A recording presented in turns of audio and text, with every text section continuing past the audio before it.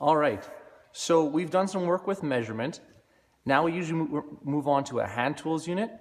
Specifically with hand tools, there are different categories of hand tools, and one of those categories is layout tools.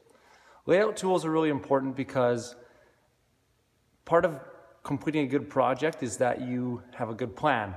Now, once you have a good plan, you need tools on which to transfer the plan onto the lumber on which you're going to build it with. So this morning specifically, I'm going to talk about squares. Squares are essential in building anything because in building things, like I've mentioned before, much of carpentry is building box-type material or box-type projects. In fact, houses, cabinets, bookcases, desks, anything that you build is usually done with either a combination of boxes or it is in fact itself a box. So now every square that you use in building a box helps you make lines that are either perpendicular or parallel to an edge in the simplest form. So that's why squares are kind of essential.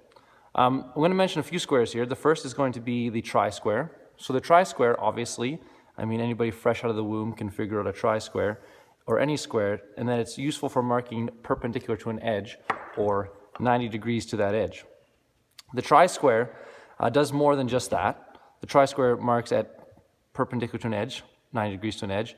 It can also be used to mark 45 degrees to an edge. It usually has some sort of cutaway there to allow you to mark 45 degrees to an edge. 45 degrees is such a common angle because 45 degrees is half of 90 degrees. And when you're trimming something that is 90 degrees, the corner has to be cut at 45 degrees for two pieces of trim to match up. Now the tri-square, those are its main two purposes.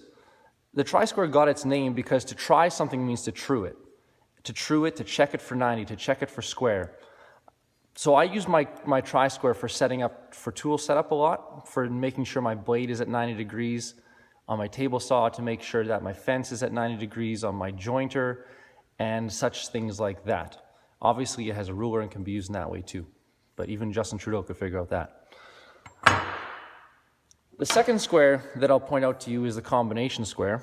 The combination square, again, obviously can be used to check 90 degrees or perpendicular to an edge. And it also has a cutaway on it on which you can mark 45 degrees to an edge. So much the same as a tri-square. What makes a combination square special is that for marking parallel to an edge, a tri-square isn't very useful for marking parallel to an edge, but a combination square, because you can slide the handle on the ruler, you can set it to a specific measurement, let's say 2 inches. So I'm going to set it to 2 inches here, and now this allows me to slide a 2-inch parallel mark to an edge on my material, so it becomes very useful. A couple other things that you can do with a combination square. There is usually a scribe inside the handle of the tool that you can use to scribe. Now this piece of wood is not going to work very well for scribing, but many people like to scribe instead of use a pencil. Scribing when making fine furniture. Sometimes it's nice for cutting the veneer or just kind of scoring the top. Helps you cut a little bit. I don't know if you can see that mark, but I scribed it. So that scribe is there. We also have a tool called an awl that we can use in the same way to scribe and align and such like that. But that's a separate layout tool, not a square. Also on a combination square, there's usually a level vial right in here. Don't use it very much, but if you do remove the handle from the ruler, you can use it to check level if you're on something, very small level. Sometimes useful. Again, probably something they just added, why not? Not a square, but very good transfer tool, an angle transfer tool, is a sliding T-bevel. Sliding T-bevel kind of looks like a set of nunchucks, but it's not a weapon. It in fact is used to transfer an angle. 45 degrees obviously is a common angle that I would probably not have to transfer with a sliding T-bevel. It's usually meant for kind of odd angles that you don't know the angle of. But it allows me to take that angle, lock it, and then move it somewhere else from the next piece or whatever. Again, usually with a less common angle that you can't measure as easily. So the sliding T-bevel for transferring angles. I have a nice shoulder square. This is more of a cabinet maker's square. I like the shoulder square because it's one of the only squares that wraps around an edge. And so this allows me to transfer a line, a square line, across the edge of the material and across the face at the same time, and they'll perfectly line up. So I can make a cut that way. Other squares, like a tri-square, can't do that in one step. You would have to mark the edge and then flip the square. Try to line it up as best you can, and then mark the face of the material. So the shoulder square comes in really handy for items like that. Now, I kind of got all those squares out of the way because I wanted to move on to probably the two more popular squares, or the squares we would use most in our class. And that would be the one I'm kind of pulled out right here. It's called a speed square. Now the speed square is a newer square. Now I know by new, I could mean in the last 30 years, but newer than the other squares. The speed square is very, very popular amongst carpenters. I don't think you'll meet a carpenter in the field who doesn't have a speed square either in his back pocket or in his pouch, which is one of its main qualities, is that it fits so well in your pocket or in your pouch. Now, this thing does many things, and probably what's made it so popular. It hooks really nicely for quick 90-degree or perpendicular measurement. It also hooks very easily for 45-degree measurement, which makes it, again, quite popular. Some squares, but not all, have some sort of option which allows you to do some sort of parallel measurement. If you get in one of these notches, like for example, this one lines up with 1 5/8, I could slide a 1 5/8 line across my material parallel to the edge. As well as that, I think what makes this square different than all the other squares is it does much more than these three things. It allows you to lay out all those other angles that you could not possibly lay out with the other squares. This is done by this square using a pivot point. Now, if you could read this, you would see that it actually says the word pivot here. Now, that's meant that I'm going to pivot at this point. So what I can do is I can pivot right there on the edge of my material. Oh, sorry, it's kind of tricky. I could pivot there, and then I can read off a whole bunch of angles. That's done so at the edge of the square here. What we have is angles right here, and then what I'll explain a little later is pitches right here for common rafters, and then these pitches are for hip and valley rafters. Much pitch and angle goes along with roofs when you're talking about construction. So whenever we talk about angles or pitches, it's usually referring to roofs because that is the one thing in a building construction that guaranteed has angles. So how does this work? Let's just say I wanted to lay out 25 degrees, okay? Sounds like a common number, but actually not a common angle laid out in construction. I'm going to pivot here, and I'm going to turn the square on that pivot point until I get to 25 on this protractor right here. Now, once I get to that, the angle where it shows up is actually right here, right? So now I've marked at 25 degrees to the perpendicular. So let's pretend here was perpendicular. I've just laid out 25 degrees. So very easy. You just pivot right there. You go until you read the angle that you would like to see, and then you can mark that angle, and that angle will be marked at perpendicular to the 90. All right, so very, very common. I've got to many blueprints where I'm given an angle that's not 45 degrees, and this is pretty much the only tool that I can use to get that angle. The only other option I have is to go directly to a compound miter saw which has a protractor on it, turn the compound miter saw to that angle, and then sometimes what I'll do, instead of using a speed square, is I will pull out this sliding T-bevel, and when the compound miter saw is set up, I can actually, bring down the saw blade with my hand and line up this to the saw blade and steal that off of the compound miter saw, and then I'll have my angle. Although that's the only real reason only other thing that I've found I can do to find odd angles. Now, in the same way, you can lay out pitches. So if I go on the pivot point, I don't necessarily have to use the protractor or the angle measurements or increments given on here. I can also lay out a pitch. Now, I've also always said that carpenters only need grade 10 math, but they have to be a master at grade 10 math, and I'm about to show you why. One of the main things that you learn in grade 10 math, I'll pull out a fresh board here, is either the Pythagoras theorem, You also learn sine, cosine, tan, or trigonometry. And those two things both are referring to angles. Now, I've just pulled out a steel square. Now, my square specifically is not steel, it's aluminum, which has been an improvement as far as it doesn't hold as much heat on a hot day and burn your hands. It's also lighter than steel. People refer to this square not only as a steel square, but they'll refer to it as a rafter square or a framing square, or roof square. But a rafter square, a steel square, or a rafter, steel square, or framing square. Sorry, that's what it is. Now, the reason that you would want to be really good with a square like this is, for one thing, you have to realize all that it does. Back in the day, you can still call this square the Carpenter's handbook. This square right here contains much information. There I am. I'm like Trudeau. All right. So on the square, not only, obviously, I don't think we have to talk about too much, that it can do 90 degrees or perpendicular to an edge, but it allows you to do much, much more than that. You can use these numbers, if you are good at math, to lay out different angles.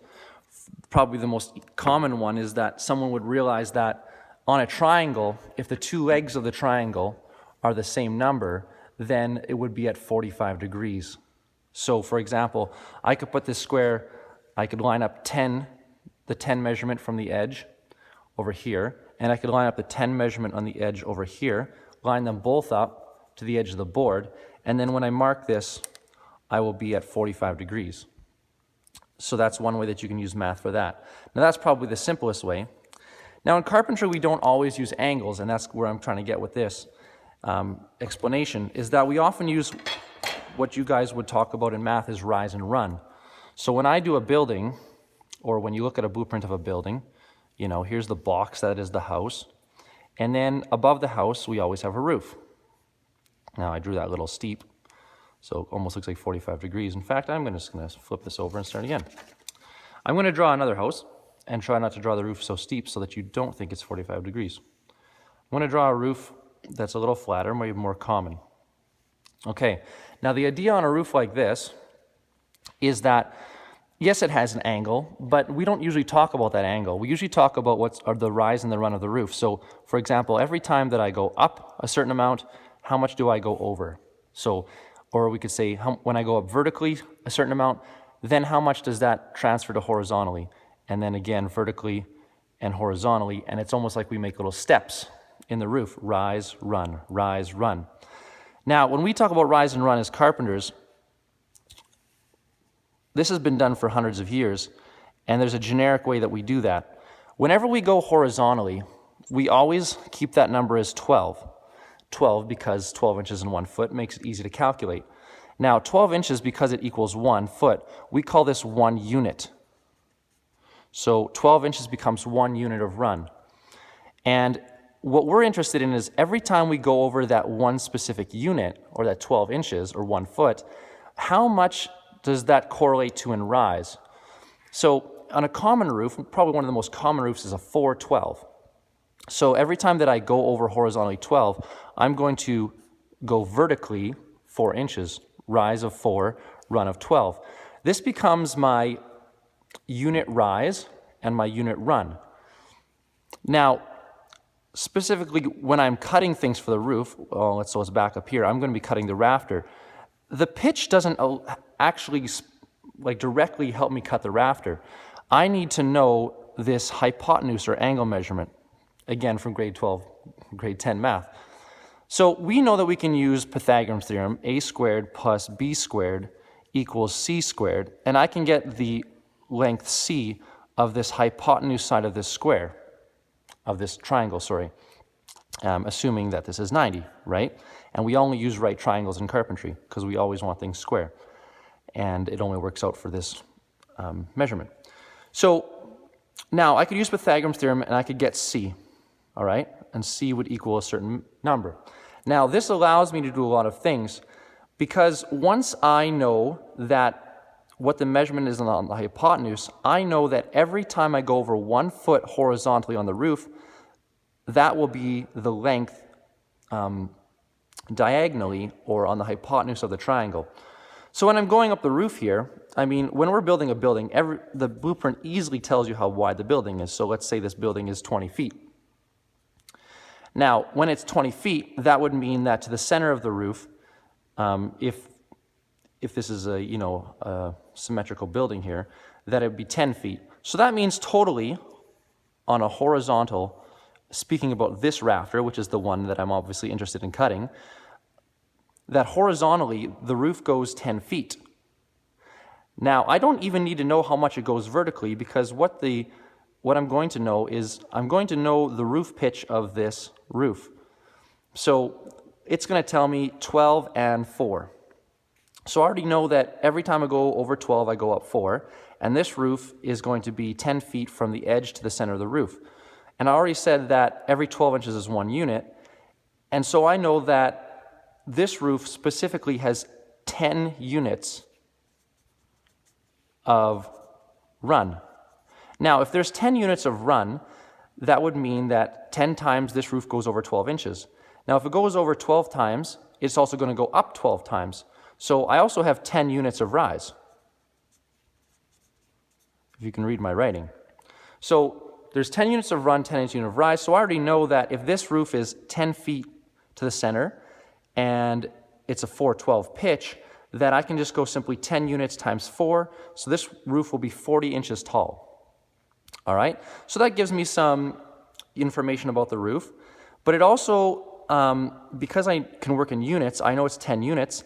It also means that I have 10 units of hypotenuse or diagonal measurement. So if I knew C, I could actually calculate the length of this rafter, even though it's not specifically given on the blueprint.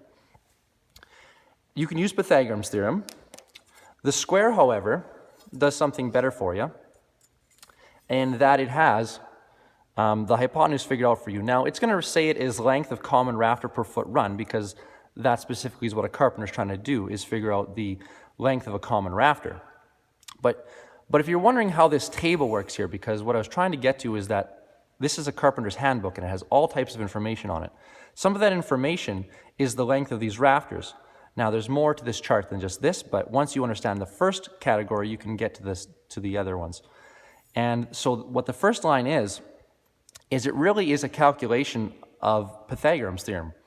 Now, all I have to do is realize that the chart already takes into account that the rafters are per foot run. So we already said that per foot run, or per 12 inches. So we are matching up to this table. Now, we follow that row, and what we're going to do is we're going to use the inch increment as a column. So the 5 is a column, the 6 is a column, the 7 is a column. And us specifically, we're doing a 412. So we're going to look under the 4 as a column, and we see 12.65. Well, guess what? That is the answer to C. The square root of C squared, I guess, in our calculation of Pythagoras' theorem would give us 12.65. You could try it out. You could go 12 squared plus 4 squared equals C squared, take the square root of that answer, and you'll get, in fact, 12.65. So all these numbers along the top here are your answers to Pythagoras' theorem with different runs. 9, 12, 8, 12, 7, 12, 6, 12, 5, and 4, and 3, and 2, 12 per foot run. So that's how you use that chart. Now, that chart is probably the most common to carpenters because we are laying out rafters quite often. Now, I'm going to eventually refer this to a sawhorse, which is what we would be doing in grade 10 construction. So when you think about this square, let's try to angle this so you can picture it like a rafter. Let's line up what I did. So see, as I change the angle of this thing, it changes the roof pitch. Now, we already know that we want a 4 for a rise, and we want a 12 for a run. So what I'm going to do is I'm going to line up, and by the way, this is called the body of the square, the longer, thicker side. It's 2 inches wide, and it's 24 inches long. That's called the body of the square. And this side of the square is called the tongue.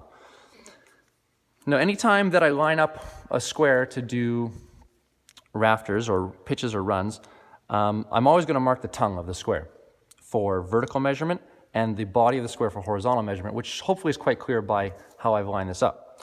So again, whenever you're laying out pitch, you just line up the 12 and the 4 or whatever two numbers that you want. Now, I would never change the 12 because I always relate it to 12. So for example, 712 would change the pitch of that roof, and now it would be steeper, right? So there'd be a 712. I'm just going to put it back to kind of what lines up on the camera as a 412. So there we go. So 4 and 12. Mistakes that people will make when laying this out is realizing that we're measuring from a specific corner, a 90-degree corner. So like a right angle triangle is what I'm trying to make here. And people will do things like put the 12 on the outside of the square and then put the 4 on the inside of the square, like so. But now the 4 is being measured from the inside of the square and the 12 is being measured from the outside of the square, and we're not lining up in the same corner. So the rule is that you need to take that measurement from the same side of the square. So 12 here, 4 here on the outside square. Now it doesn't matter if you use the inside of the square. I could move the 12 on the inside of the square and the 4 on the inside of the square, but it's the same side of the square, so it creates the same triangle.